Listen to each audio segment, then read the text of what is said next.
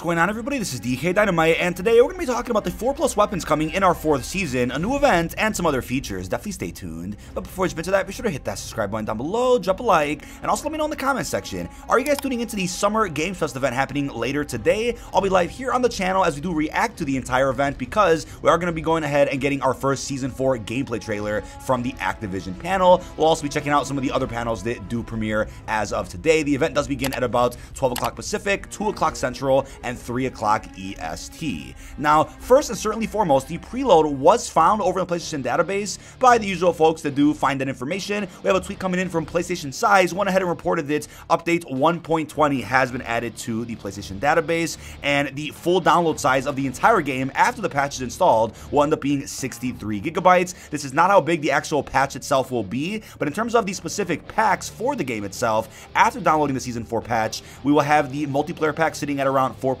gigs, the co-op pack sitting at about 7.5 gigs, and the Warzone 2 pack sitting at around 10.7 gigs. Again, the information that was posted by this account is very limited. He's not able to actually pick up what the exact size of the patch is going to be, only the actual size of the full game and the individual packs after the patch is installed. Based on previous seasons for Modern Warfare 2, every season is usually around 9 to about 14 to 15 gigs, so expect Season 3 to be roughly the same, kind of like Season 2 when that season also added in a brand new Warzone map during the launch window. But preloads typically go live on about Monday or Tuesday, and it's unclear if this preload in particular is going to work similar to how preloads did in the last 3 years of Call of Duty, you know, Modern Warfare 19, Cold War Vanguard, where the preload became installable about a day before the launch of the new content, to where a lot of content became playable via private matches. It's unclear if that's going to be the case, or they pull a Season 1, Season 2, and Season 3 of MW2, where they don't allow you to install the preload until the exact launch of the season, so that no content actually leaks out early, or stuff doesn't get data mined by the usual suspects over on Twitter.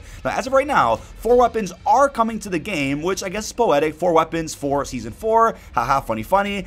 So it's a 4 for 4 deal. So you can unlock 2 of these weapons via the Battle Pass, and you can also, of course, unlock them for free via exfilling in DMZ. I mean, that goes for any weapon in the game. If somebody else has it unlocked before you do, and you either kill them or you get dropped that weapon, you can just exfil for an instant unlock instead of doing the usual unlock challenge or getting them from the Battle Pass. But the first 2 weapons here are featured in our Season 4 Battle Pass. The first one is our new assault rifle, the Tempus Razorback. As I said here in the blog, a masterclass in exceptional manufacturing, the Tempus Armament assault rifle features a bullpup design and frame vibration control, resulting in a smooth and controllable full auto 5.56 weapon.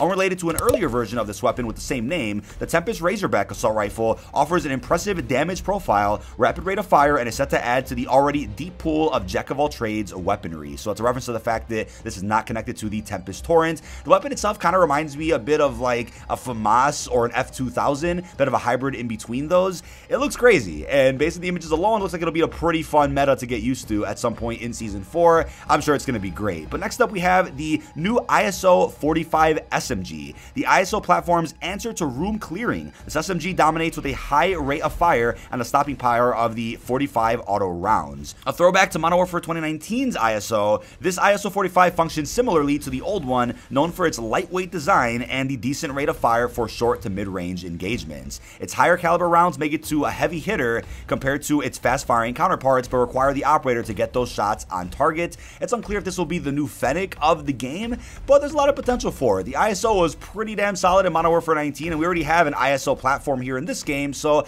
expect this SMG to be somewhat in the same ballpark in terms of efficiency as the other ISO weapons that are in Modern Warfare 2 already. And again, we have the Tempus Razorback AR sitting at Sector D13 in the pass, and we have the ISO 45 sitting at Sector D19 in the Battle Pass, just for clarification out there for those that didn't know how these unlocks did work. And I talked more about what we know so far about the Season 4 Battle Pass in a previous video. Also, FYI, for that video, I just noticed that I had the wrong mic setup for that commentary, which rarely ever happens, but that's an answer as to why the audio quality might have sounded a bit different in that video, but still, I'll have that commentary linked down below in this video's description. We then have the Tonfa melee weapon, which is not releasing until the launch window of the game, and this will be unlocked via the Assault on Vondel challenge event. We'll talk more about that in a second, but as I said, this hard polymer edgeless melee weapon delivers blunt trauma without risk of dulling or breaking, versatile, comfortable, and lethal in the right hands. Centuries ago, warriors in the Japanese Ryukyu Islands defended themselves using martial kabudo, the old martial way, using armor and weapons such as the bow staff and the sai.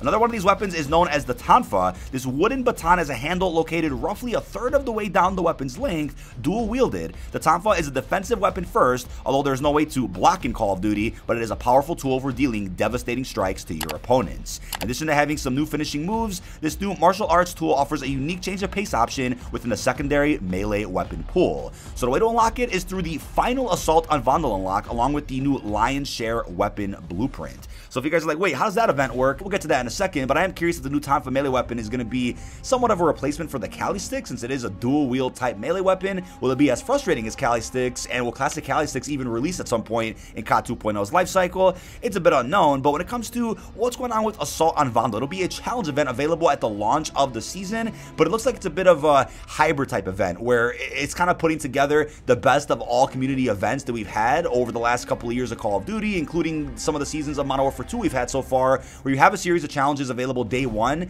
with a bunch of rewards you can unlock for free. You then have a grand reward for doing all of that, and you also have community-based challenges, which I believe are time-gated and only unlock at certain periods of time, probably over the course of 2 to 3 weeks. So it looks like, based on this wording here, this new melee weapon won't be available until the very end of the community aspect of the event, which again is probably going to be stretched across a couple of weeks. I'm okay with that, considering that there are still things you could complete and unlock day one, and it's not like you have to wait a couple of weeks to do the entire event. This just happens to be a part of a different part of the event, which deals with community-based challenges, which I'm always a fan of. It gives you a reason to come back and play later. I mean, just increases replayability for the entire season and kind of stretches the longevity of the content that is provided leading up until the mid-season 4 update, which will end up being during the middle of July. As Activision said, players can complete challenges to unlock new features and items, not just for themselves, but also for the entire community, including a new melee weapon. So they didn't elaborate too much on this event, but I'm sure over the next couple of days with some new blogs that come out,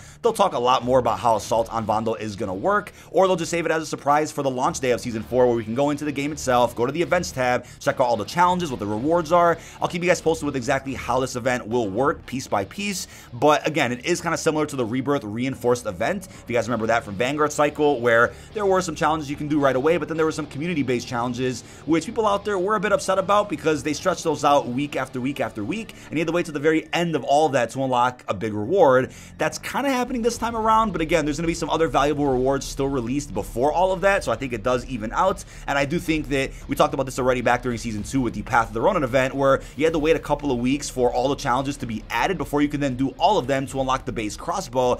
That I'm not too big of a fan of. I said it before back in Season 2, I'm okay with them having community-based challenges, which are time-gated behind a couple of weeks, but still allow players to complete another aspect of the event to unlock that big reward right away. Because this is a melee weapon, I'm okay waiting a little bit, but if it's a base weapon, like even a crossbow, a sniper, an AR, that has to be something that you can unlock at your own pace, at least right out the gate. But again, it's all subjective. You guys might disagree on that, but the other cool thing about this event coming out, Assault on Vondel, is that not only will there be some pretty cool cosmetic rewards and even a melee weapon, but even game features locked behind some of the challenges, which to me is a very unique way to, again, stretch out longevity of the content that gets added in, and a cool way to bring people back time and time again throughout Season 4. There's going to be a taxi cab on the canals event. So as they say here, like Al Mazrah, Vondel has a train station, but given the smoldering wreckage on the tracks and the extensive canal network, there needs to be another way to get around the city on a self-piloted vehicle. Enter the taxi cab, an autonomous boat accessible as part of the Assault on Vondel event, detailed in the general overview section of this blog, planned to be deployed after stage 1 of the Assault on Vondel is completed. I guess that's like the first aspect of this community-based challenge. These autopiloted boats move around the canals on set routes, with operators also able to speed them up should their leisurely pace be too slow for active firefights. So I wonder if stage 1 of the Assault on Vondel thing is actually the community aspect of the event, or is that the series of challenges you can do right out the gate? I'm gonna assume that that's part of the community-based challenges, and that probably won't be unlockable until the very end of the first half of the season. So stage 2 could probably be the series of community challenges that gets added during Season 4 Reloaded, which may end up offering the ability to earn a universal camo again, like we saw in the previous mid-season updates that also expanded upon the challenge events that were introduced at the beginning of those respective seasons. There's actually another DLC weapon coming during our mid-season 4 update, and not much was talked about in the blog post in regards to what this weapon is, but it did say additional armament. Expect the Redacted shotgun to be added to your available arsenal at Season 4's mid-season point. So there have been rumors about other shotguns coming to the game. I think one of them was the AA-12, which was fairly popular in previous Modern Warfare experiences, so wouldn't be surprised if it's that one, but leave your best bets what this Redacted shotgun could be. And again, the way you'll be able to unlock it during our mid-season 4 update will be through an in-game challenge, which you could of course do in any game mode, or you could just simply go into DMZ, find it off a dead body or in the environment, and exfil with it for an instant unlock as well. But of course, don't forget, there will be bundles released throughout the duration of Season 4 and future seasons, which may feature blueprints for all DLC weapons that we talked about in this video, and that'll be an alternative way to go ahead and unlock any of the weapons of your choice if you don't have the base unlock for it, or if you didn't buy the battle pass itself for some of the other weapons that we already discussed. But the blog post also confirmed 4 new prestiges, 14 through 17, also with a new max level cap. So as you can see here, Prestige 14 unlocked at level 700, 15 unlocked at level 750, 16 unlocked at level 800, and 17 unlocked at level 850. 850 will be the new max level here in Season 4. And don't forget, as we see in all seasons of Modern Warfare 2, a new series of prestige-related challenges will also be added to the game, allowing you to earn certain cosmetic rewards. Again, more abilities to